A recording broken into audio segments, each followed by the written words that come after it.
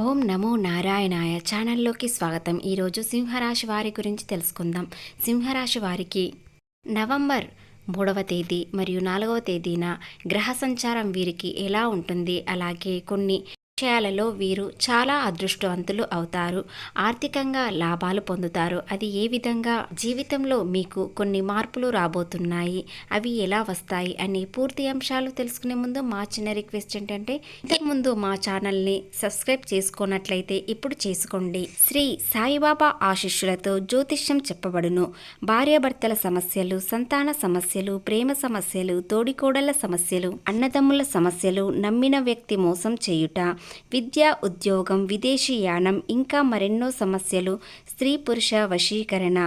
గురూజీ వాసుదేవ్ వీరి యొక్క cell number 8688575793. ఈ గురువు గారు చెప్పింది చెప్పినట్లుగా జరిగింది. నమ్మకంతో ఒక్కసారి కాల్ చేయండి.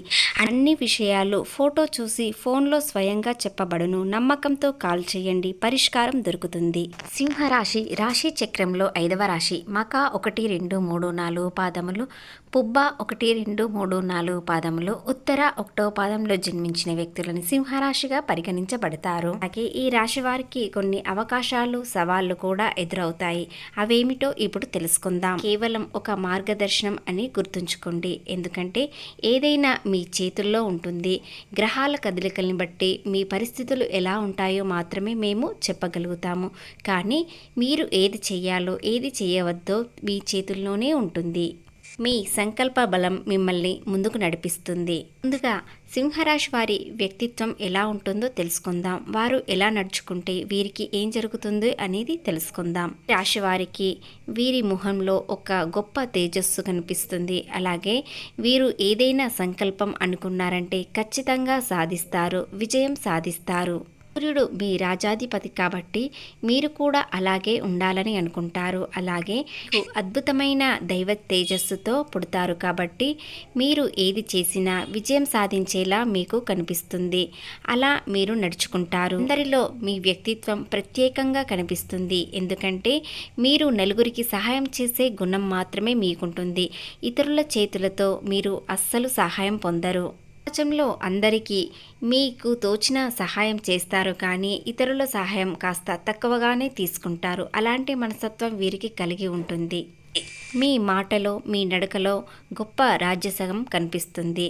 మీరు ఒక రాజులా కనిపిస్తారు. విషయంలోనైనా ఎవరితోనైనా ధైర్యంగా మాట్లాడతారు, కళ్ళల్లో చూసి మాట్లాడతారు. అలాంటి ధైర్యం మీకు ఉంటుంది. నాయకత్వ లక్షణాలు కలిగి ఉంటారు. ఎక్కడ అన్యాయం జరిగినా వీరు అక్కడ ఖచ్చితంగా ఉంటారు. ఎందుకంటే న్యాయం చేయడానికి ముందుగా ఉంటారు. సహజంగానే ఉదార స్వభావం కలిగి ఉంటారు.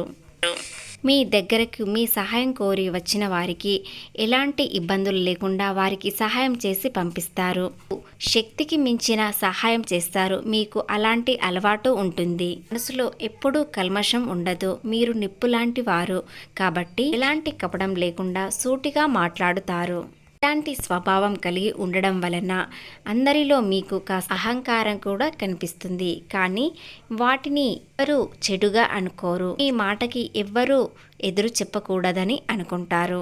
స్థిరత్వం, నమ్మకం వీరి మూల స్తంభాలు కాబట్టి వీరు ఎలాంటి వ్యాపారం చేసినా, ఏ వృత్తిలో వారైనా, ఏ రంగంలో ఉన్నవారైనా వీరు ఏదైనా పని మొదలు పెట్టారంటే అస్సలు పూర్తయ్యే వరకు వదలరు.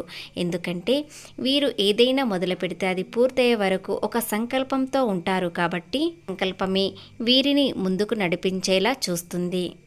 ఈ నవంబర్లో ముఖ్యంగా 3వ తేదీ, 4వ తేదీల్లో చాలా అద్భుతంగా ఉంటుంది. మీ జీవితం ఎలా ఉంటుందంటే మీరు అనుకున్న విధంగా మారబోతుంది. గ్రహాలు అలాంటి మార్పులు తేబోతున్నాయి. కాబట్టి మీరు ఏదైనా చెయ్యాలనుకునేవారు, ఏదైనా ప్రయత్నం చేసేవారు ఖచ్చితంగా శ్రద్ధతో చేయండి. జీవితం ఒక చంద్రునిలా వెలుగుతూ ఉంటుంది. అయితే మీకు గ్రహాలు అన్నీ అనుకూలంగా ఉన్నాయి, కానీ కొన్ని ఇబ్బందులు కూడా రావచ్చు. వాటిని ఎదుర్కోవడానికి ఈ రోజున కార్తీక సోమవారం, 2వ సోమవారం వస్తుంది కాబట్టి ఏమి చేసినా, ఏమి చేయకపోయినా పంచామృతతో అభిషేకం చేయించుకోండి, లేదా స్తంభం ముందర సాష్టాంగ నమస్కారం చేసుకోండి. మగవారు అయితే మాత్రం నమస్కారం చేసుకోవాలి.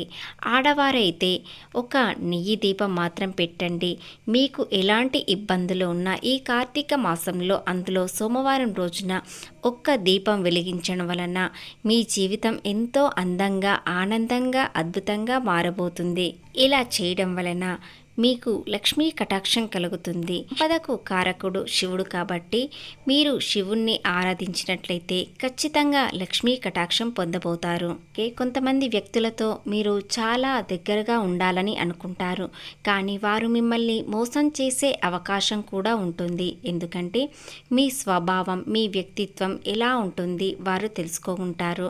అలాగే మీరు ప్రతిరోజు ఏ విధంగా ఎలాంటి వర్క్ చేస్తారో అని తెలుసుకొని దానిలో మోసం చేసే అవకాశం కూడా ఉంటుంది. కాబట్టి ఈ వ్యక్తులతో కాస్త దూరంగా ఉండండి. ఎందుకంటే మీతో ఉండి మీతో అయినట్టు ఉంటూ మిమ్మల్ని వ్యతిరేకించే సమయం కూడా వస్తుంది. కాబట్టి వారెవరో తెలుసుకొని కాస్త జాగ్రత్తగా ఉండండి. పోతే వ్యాపారస్తులకు ఈ 2 రోజుల్లో చాలా అనుకూలంగా ఉంటుంది. ఎందుకంటే ఈ కార్తీక మాసంలో మీరు ఎలాంటి వ్యాపారం మొదలుపెట్టినా సరే ఖచ్చితంగా విజయం సాధిస్తారు.